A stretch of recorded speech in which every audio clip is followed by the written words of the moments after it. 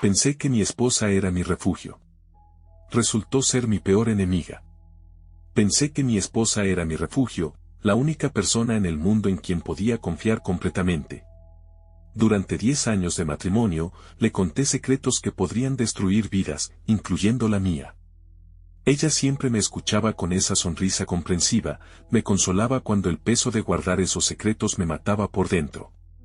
Pero resulta que todo ese tiempo, ella estaba recolectando cada palabra como munición. Y cuando finalmente decidió usarla, no solo me destrozó a mí. Nos destruyó a todos. Mi nombre es David, tengo 42 años, y hasta hace 3 años era uno de los investigadores privados más exitosos de la ciudad. No del tipo que sigue esposos infieles, sino del tipo que las corporaciones contratan cuando necesitan información que no pueden obtener legalmente. Mi trabajo me daba acceso a secretos que podrían acabar con carreras, matrimonios, e incluso enviar gente a prisión. Sabía sobre fraudes millonarios, aventuras extramaritales de políticos, conexiones con el crimen organizado, evasión fiscal masiva. Era como tener un archivo mental de las peores decisiones de las personas más poderosas de la ciudad. El peso de guardar toda esa información era brutal. Imaginen saber que el alcalde está robando fondos para hospitales mientras sale en televisión hablando de transparencia. O saber que el presidente de la universidad está acosando estudiantes mientras predica sobre valores morales. Esa información me quemaba por dentro todos los días. Mi única salida era Elena, mi esposa de 10 años. Ella trabajaba como terapeuta matrimonial, así que entendía la importancia de la confidencialidad. Al principio, yo solo le contaba las partes generales, sin nombres ni detalles específicos. Pero Elena tenía una manera especial de hacerme sentir escuchado. David, me decía con esa voz suave que tanto amaba, necesitas sacar esto de tu sistema. No puedes cargar con todo esto solo. Yo estoy aquí, puedes confiar en mí completamente. Y así empezó todo. Gradualmente, comencé a contarle más detalles. Nombres. Fechas. Evidencias específicas. Ella siempre reaccionaba de la manera perfecta, indignación cuando debía estar indignada, compasión cuando la situación lo ameritaba, apoyo incondicional cuando yo me sentía culpable por guardar esos secretos. Elena se convirtió en mi confesor, mi terapeuta, mi refugio seguro. Después de días imposibles investigando las peores facetas de la humanidad, llegaba a casa y ella estaba ahí con una cena caliente, una sonrisa comprensiva, y esa capacidad mágica de hacer que todo se sintiera manejable. Los primeros 8 años de nuestro matrimonio fueron como un sueño. Elena y yo éramos ese tipo de pareja que otros envidiaban. Teníamos una casa hermosa en las afueras, 2 autos buenos, vacaciones anuales en Europa, y lo más importante, una conexión emocional que parecía inquebrantable. Ella manejaba su consulta de terapia matrimonial desde casa, lo que significaba que siempre estaba disponible cuando yo necesitaba desahogarme. Era perfecta en ese rol. Nunca me juzgaba, nunca me presionaba para que dejara mi trabajo, nunca me hacía sentir culpable por las cosas que tenía que hacer para conseguir información. Cariño, me decía mientras me masajeaba los hombros después de días particularmente duros, lo que haces es importante. Expones la corrupción. Ayudas a que la justicia se haga. Eres como un soldado de la verdad. Esas palabras me daban la fuerza para continuar. Elena no solo toleraba mi trabajo, lo celebraba. Me hacía sentir como un héroe en lugar de un espía corporativo. Nuestras noches se convirtieron en sesiones terapéuticas informales donde yo le contaba cada detalle de mis investigaciones y ella me ayudaba a procesar la información emocionalmente. Se volvió tan buena escuchando mis historias que a veces me sugería ángulos de investigación que yo no había considerado. ¿Has pensado en revisar los registros bancarios de su esposa también?, me preguntó una vez cuando le conté sobre un caso de malversación. A veces las parejas son cómplices. Era brillante. Y yo estaba completamente enamorado de su brillantez. Todo cambió hace 3 años cuando acepté el caso más grande de mi carrera. Una corporación internacional me contrató para investigar una red de lavado de dinero que involucraba a docenas de figuras públicas de nuestra ciudad.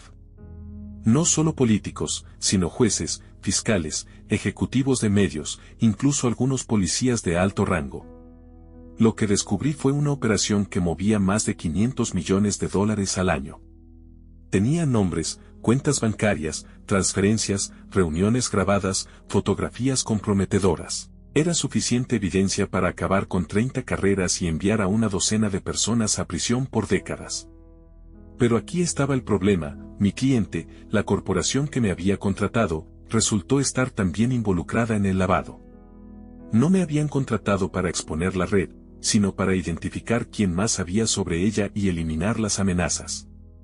Cuando me di cuenta de que estaba siendo usado para ayudar a cubrir crímenes en lugar de exponerlos, me encontré en la posición más peligrosa de mi vida. Tenía información que podría destruir a personas extremadamente poderosas, pero no tenía aliados legítimos porque no sabía en quién confiar dentro del sistema. Esa noche llegué a casa completamente destrozado. Elena me recibió como siempre, con esa sonrisa cálida y esa disposición a escuchar. Pero esta vez era diferente. Esta vez no se trataba solo de información confidencial, se trataba de información que podría matarme. Elena, le dije, necesito contarte algo que podría cambiar nuestras vidas para siempre. Es peligroso que lo sepas, pero no puedo cargarlo solo. Ella se sentó a mi lado, tomó mis manos, y me miró con esos ojos comprensivos que tanto amaba. David, después de 8 años de matrimonio, ¿realmente crees que hay algo que puedas decirme que cambie lo que siento por ti? Somos un equipo. Si estás en peligro, yo estoy en peligro. Confía en mí. Y lo hice. Le conté todo.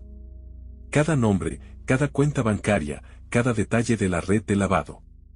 Le mostré las fotografías, las grabaciones, los documentos. Le expliqué cómo mi cliente me había engañado y por qué ahora estábamos en peligro. Elena reaccionó exactamente como esperaba, con shock, indignación y después con determinación. Tenemos que hacer lo correcto, me dijo. Esta información necesita llegar a las autoridades apropiadas. No podemos permitir que estos criminales sigan operando. Esa noche hicimos planes. Decidiríamos cuidadosamente a qué autoridades contactar, cómo presentar la evidencia de manera que nos protegiera, y cómo salir de la ciudad si las cosas se ponían peligrosas. Por primera vez en semanas, me fui a dormir sintiendo que todo iba a estar bien. Tenía a Elena. Teníamos un plan. Íbamos a hacer lo correcto juntos. En las semanas siguientes, noté cambios pequeños en Elena que, mirando hacia atrás, deberían haberme alertado. Pero cuando confías en alguien completamente, tu cerebro racionaliza todo.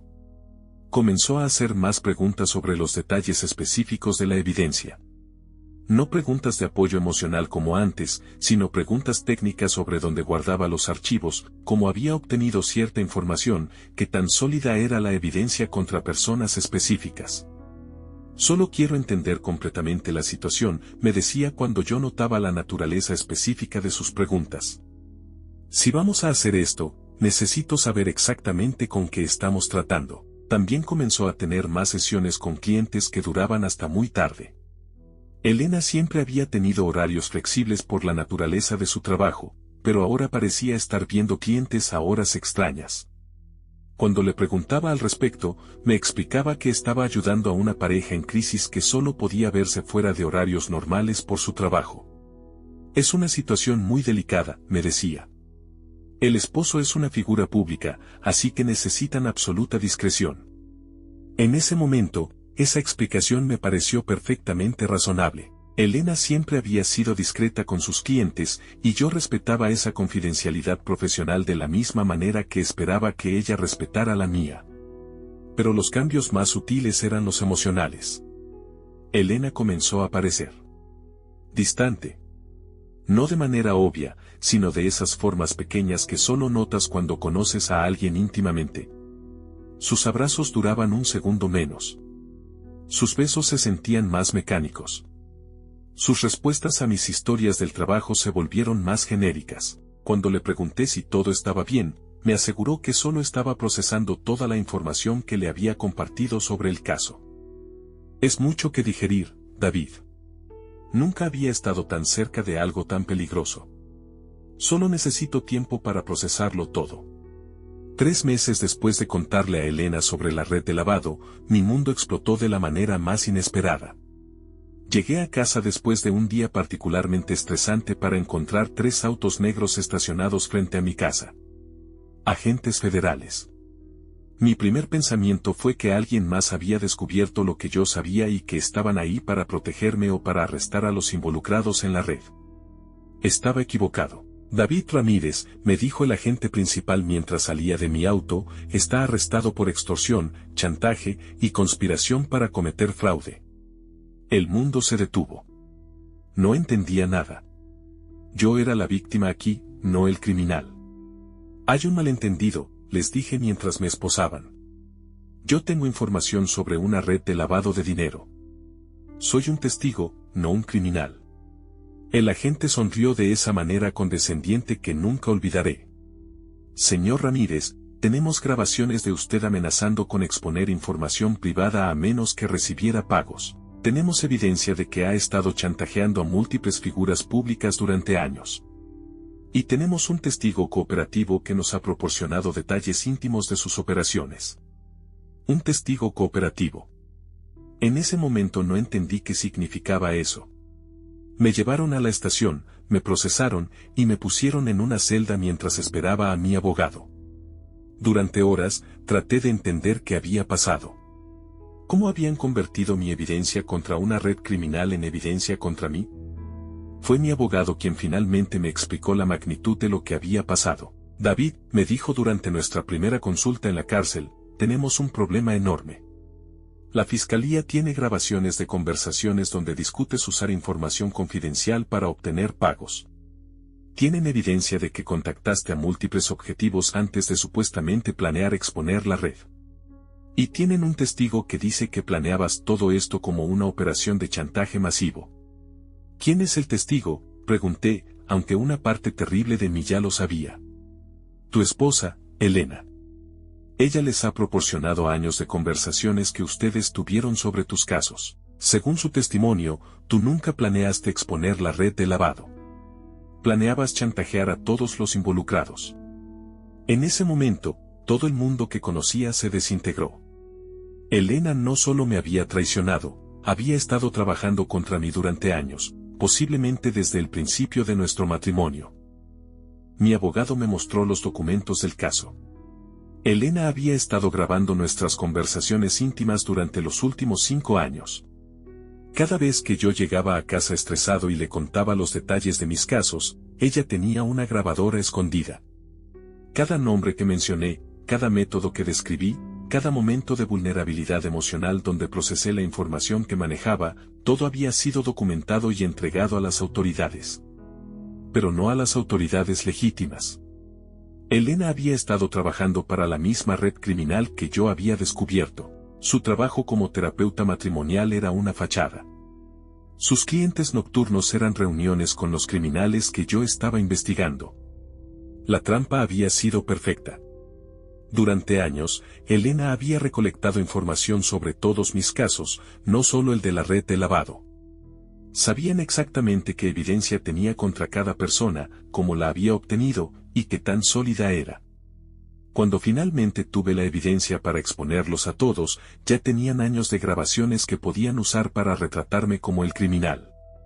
Las grabaciones habían sido editadas expertamente. Conversaciones donde yo expresaba dudas morales sobre guardar secretos se cortaron para que sonara como si estuviera planeando usarlos para extorsión. Discusiones donde Elena me animaba a conseguir más información se editaron para que pareciera que yo estaba obsesionado con recolectar material de chantaje. La más devastadora era una conversación donde yo le había dicho, a veces pienso que podría arruinar la vida de cualquiera de estas personas con la información que tengo.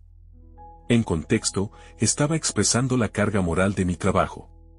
Editado, sonaba como la confesión de un chantajista. David, me explicó mi abogado, legalmente estás en un problema enorme. Tienen años de evidencia que sugiere que tu trabajo como investigador privado era en realidad una operación de recolección de información para chantaje. Y tienen un testigo creíble, tu propia esposa, que corrobora esa versión. El juicio fue una pesadilla surrealista. Durante 6 meses, tuve que sentarme en esa corte y escuchar cómo cada momento íntimo de mi matrimonio se convertía en evidencia de mi supuesta criminalidad. Elena testificó durante 3 días. La mujer que había sido mi refugio durante 10 años se sentó en ese estrado y me destruyó sistemáticamente con una calma escalofriante. David me contaba sobre sus víctimas con una satisfacción perturbadora, testificó. Decía que le gustaba tener poder sobre personas importantes. Que era emocionante saber que podía arruinar sus vidas cuando quisiera. Cada palabra era una distorsión de conversaciones que habíamos tenido en la intimidad de nuestro hogar. Conversaciones donde yo había tratado de procesar el peso emocional de mi trabajo con la única persona en quien confiaba. Cuando mi abogado la confrontó durante el contrainterrogatorio, Elena mantuvo su compostura perfectamente. Entiendo que esto es difícil de creer, le dijo al jurado con lágrimas en los ojos. Yo también me negué a aceptar la realidad durante años. Amaba a David y quería creer que el hombre que conocía en casa era diferente del criminal que operaba profesionalmente. Pero finalmente tuve que aceptar que mi esposo era un depredador que se aprovechaba de las debilidades de otros. Era una actuación magistral. Elena había convertido años de manipulación y traición en una narrativa donde ella era la víctima valiente que finalmente había encontrado el coraje para hacer lo correcto. El jurado se la tragó completamente. Me declararon culpable de 14 cargos de extorsión y chantaje. Me sentenciaron a 12 años de prisión. Mientras me llevaban esposado, alcancé a ver a Elena en la galería. Por un segundo, nuestros ojos se encontraron. Y en ese segundo, vi algo en su expresión que me heló la sangre, satisfacción pura. No había dolor, no había tristeza por lo que le había pasado a nuestro matrimonio. Solo la satisfacción de alguien que había ejecutado un plan perfectamente. Los primeros 2 años en prisión casi me mataron, no físicamente, aunque hubo algunos momentos difíciles, sino mentalmente. La traición de Elena me había roto de una manera que no sabía que era posible. Había perdido todo, mi libertad, mi carrera, mi reputación, mi hogar, mis ahorros, que Elena se quedó como la víctima inocente, y lo peor de todo, mi capacidad de confiar en mi propio juicio. Si había estado tan completamente equivocado sobre la persona más importante en mi vida, ¿cómo podía confiar en mi percepción de cualquier cosa? Caí en una depresión profunda, dejé de comer regularmente, dejé de ejercitarme, dejé de socializar con otros presos. Pasaba los días recordando cada momento de mi matrimonio, tratando de identificar cuándo había comenzado la traición, qué señales había perdido, cómo había sido tan idiota. Fue otro preso, un ex contador llamado Márquez que estaba cumpliendo tiempo por fraude, quien finalmente me sacó de ese hoyo. Hermano, me dijo después de semanas de verme destruirme a mí mismo, necesitas dejar de culparte por confiar en tu esposa.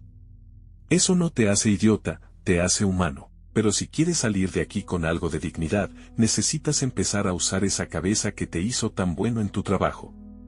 Marcus tenía razón. Había estado tan consumido por el dolor emocional que había dejado de pensar como investigador. Comencé a usar mis habilidades para analizar mi propia situación con la misma objetividad que había usado en mis casos. Empecé a recolectar información. Hablé con otros presos que tenían conexiones en la calle. Usé mis privilegios de biblioteca para investigar los casos públicos relacionados con la red de lavado. Escribí cartas a periodistas de investigación que habían cubierto casos similares. Lentamente, comenzó a emerger un patrón más amplio. Elena no había sido solo mi esposa, había sido parte de una operación sofisticada que había estado funcionando durante años. Yo no era su primera víctima. En mi 4º año de prisión, recibí una carta que cambió todo. Era de un periodista de investigación llamado James Martinez, quien había estado siguiendo casos relacionados con la red de lavado que yo había descubierto originalmente. Señor Ramírez, decía la carta, he estado investigando un patrón de casos donde investigadores privados han sido arrestados por extorsión después de descubrir información sobre una red criminal específica. Su caso encaja en este patrón, y creo que usted puede haber sido víctima de una operación de contraespionaje. James había descubierto que Elena había estado casada anteriormente. 2 veces. Ambos esposos anteriores habían sido investigadores privados. Ambos habían sido arrestados por chantaje después de descubrir información sobre la misma red criminal. Ambos estaban en prisión. La red no solo lavaba dinero, operaba un sistema sofisticado para neutralizar amenazas. Identificaban investigadores privados que podrían descubrir sus operaciones y entonces infiltraban sus vidas personales. Elena era lo que en el mundo del espionaje se llama una agente de seducción, una operativa entrenada para formar relaciones íntimas con objetivos específicos para recolectar información y neutralizar amenazas.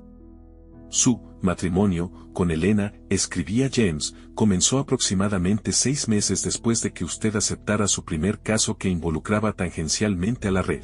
Creemos que fue dirigida específicamente a establecer una relación con usted como medida preventiva.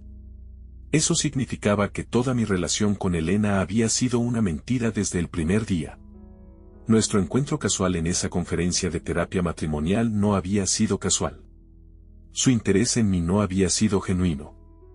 Cada te amo, cada momento íntimo, cada conversación sobre nuestro futuro juntos, todo había sido una actuación diseñada para ponerme en posición de ser neutralizado cuando se volviera necesario. James tenía más información. Elena había estado recolectando evidencia contra mí desde nuestro segundo año de matrimonio, mucho antes de que yo descubriera la red de lavado. La red había estado preparándose para neutralizarme años antes de que yo me convirtiera en una amenaza real. Señor Ramírez, continuaba la carta, tengo suficiente evidencia para sugerir que usted fue víctima de una conspiración criminal sofisticada. Pero necesito su ayuda para probar esto.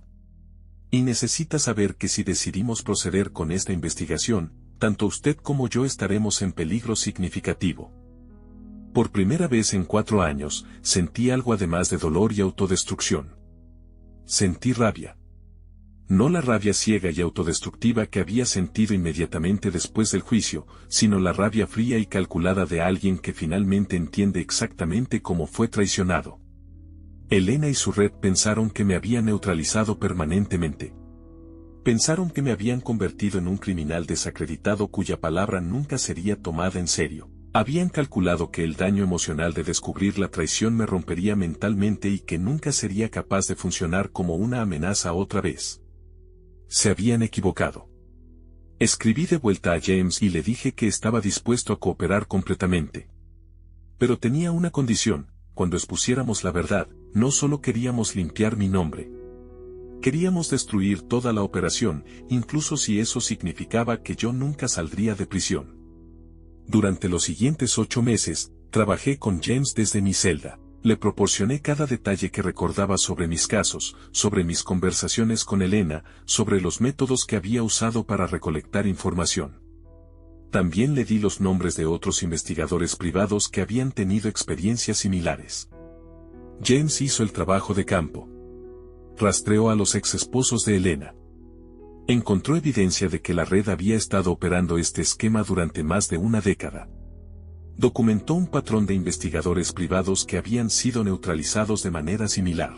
Pero aquí estaba el problema: para exponer completamente la operación, necesitábamos evidencia que solo existía en los archivos de la red.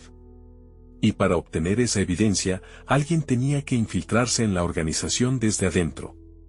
Alguien que ya hubiera estado dentro. Alguien que hubiera tenido acceso íntimo a cómo operaban. Alguien a quien ellos pensaran que habían destruido completamente.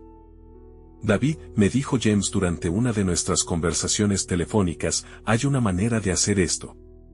Pero requiere que usted salga de prisión y se ponga en peligro extremo. Y existe una posibilidad muy real de que no sobreviva al proceso.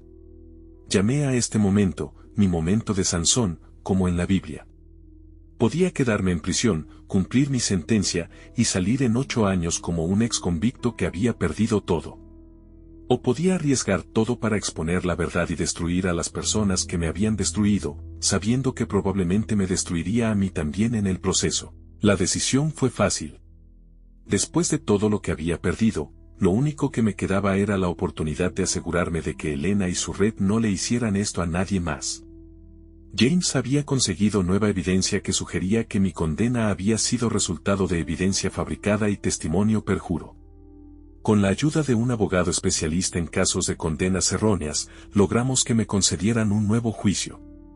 Pero no queríamos un nuevo juicio. Queríamos algo mejor.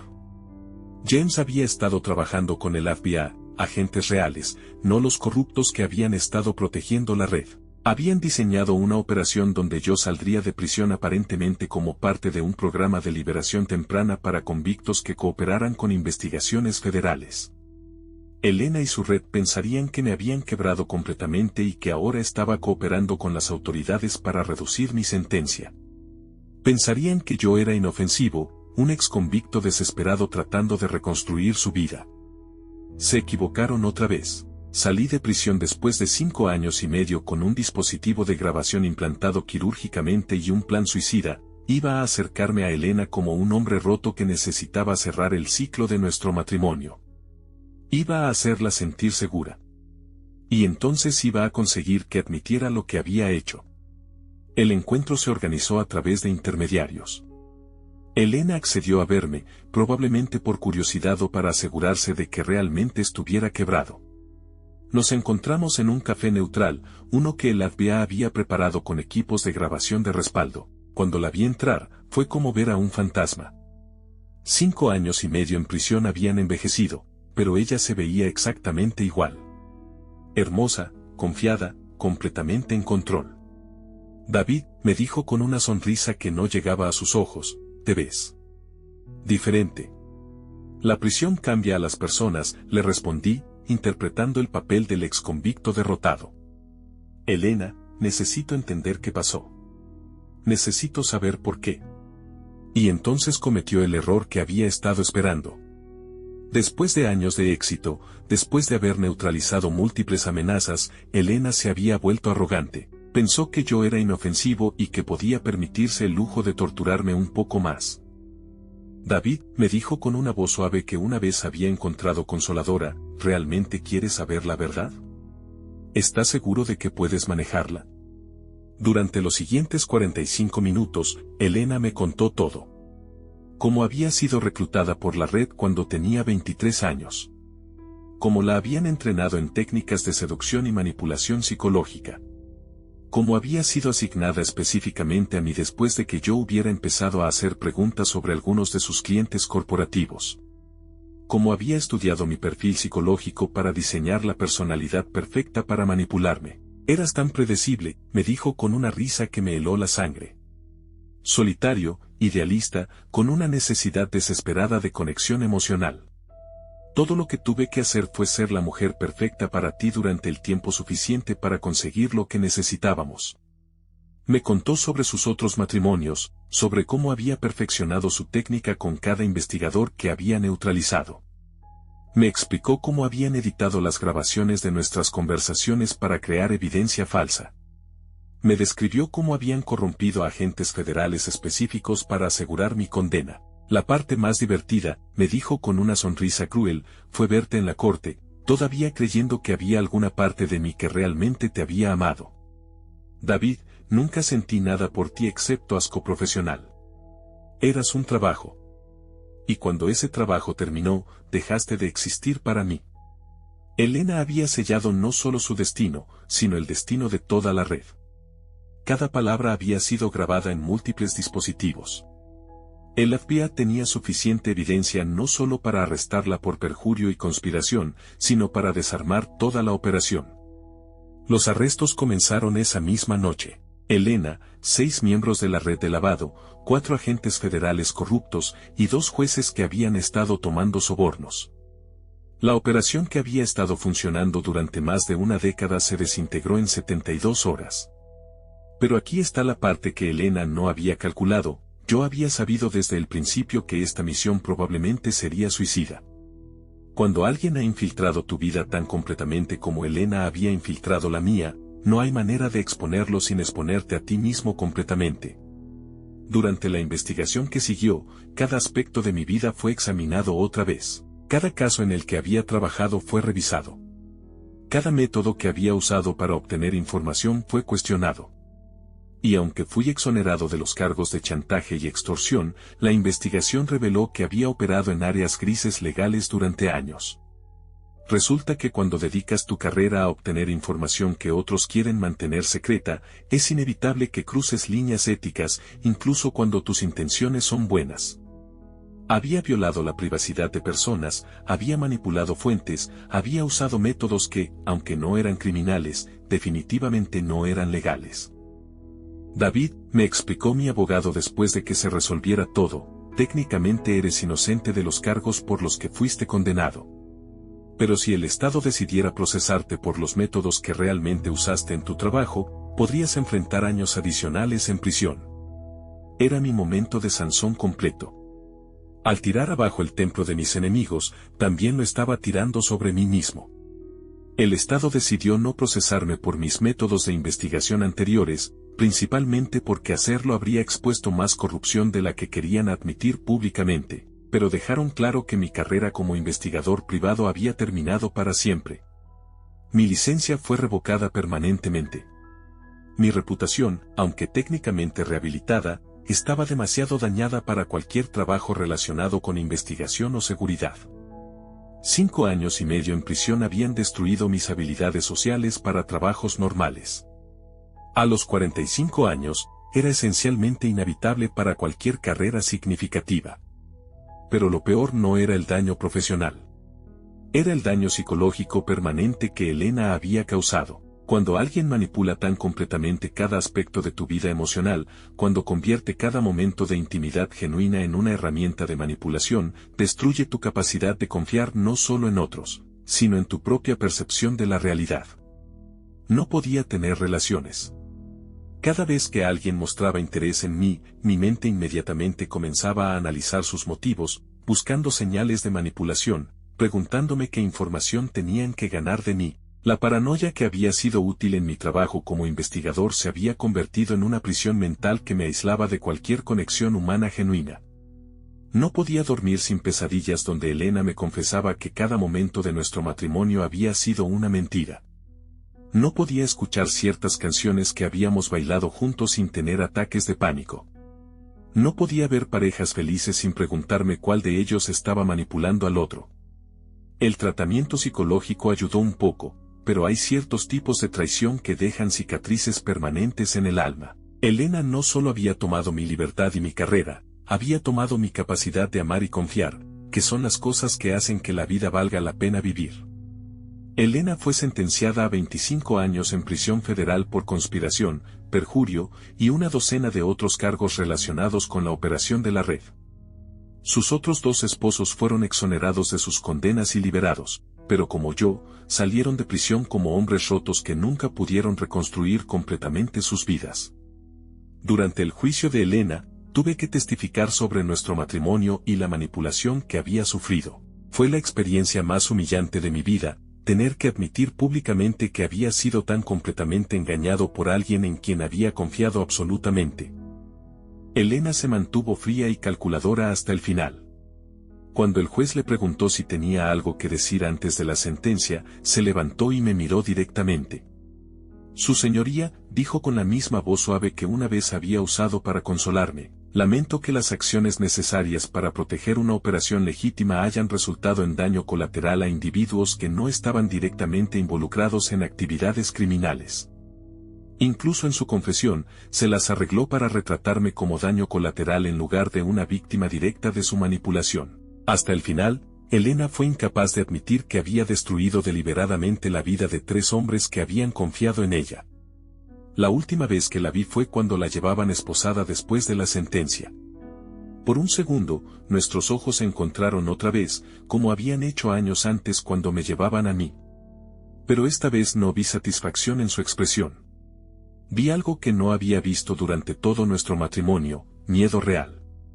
Elena había pasado su carrera manipulando y controlando otros. Ahora enfrentaba 25 años donde ella sería la que sería controlada, donde no tendría poder sobre nadie, donde cada día sería un recordatorio de que sus víctimas finalmente habían conseguido justicia.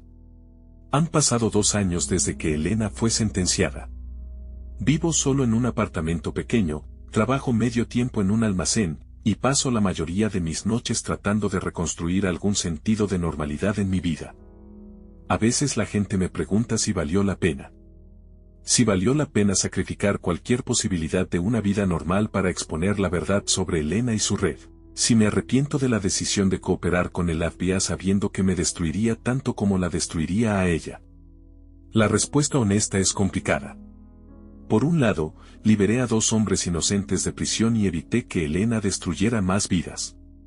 Por otro lado, nunca me recuperaré completamente del daño que me causó, y nunca tendré la vida que podría haber tenido si hubiera sido menos confiado o más cínico.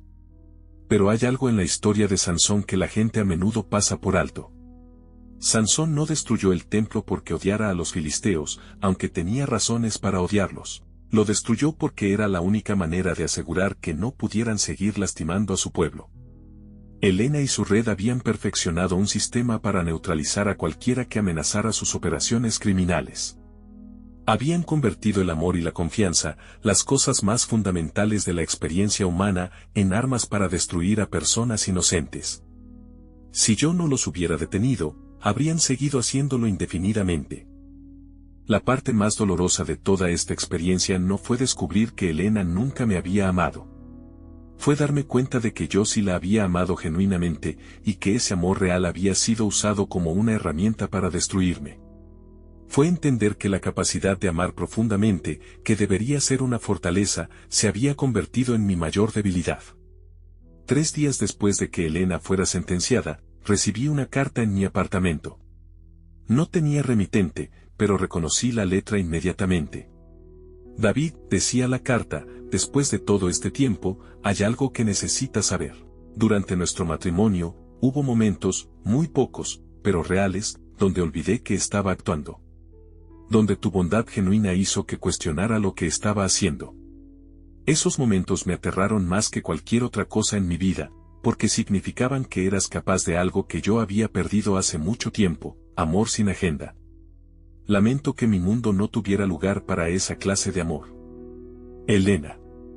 Leí esa carta una vez, la quemé, y nunca la mencioné a nadie hasta ahora. No sé si Elena escribió esas palabras para manipularme una vez más o si finalmente había encontrado algún vestigio de humanidad en prisión. Y honestamente, no importa. El daño ya estaba hecho, y ninguna disculpa o admisión puede deshacer años de manipulación calculada. Pero esas palabras me dieron algo que no había tenido en años, la confirmación de que mi amor había sido real, incluso si el de ella no lo fue. Y a veces, cuando las pesadillas son particularmente malas y la soledad se siente aplastante, me aferro a esa realidad, que fui capaz de amar genuinamente a alguien, incluso si ella no era quien yo pensaba que era. Al final, esa puede ser la única victoria real en toda esta historia. Si esta historia te hizo reflexionar sobre la importancia de confiar pero verificar, y sobre cómo a veces hacer lo correcto requiere sacrificar todo, suscríbete porque cada semana comparto historias que demuestran que la verdad siempre encuentra una manera de salir a la luz, sin importar cuánto duela. Y cuéntame en los comentarios, ¿crees que David hizo lo correcto al exponer a Elena sabiendo que se destruiría a sí mismo en el proceso?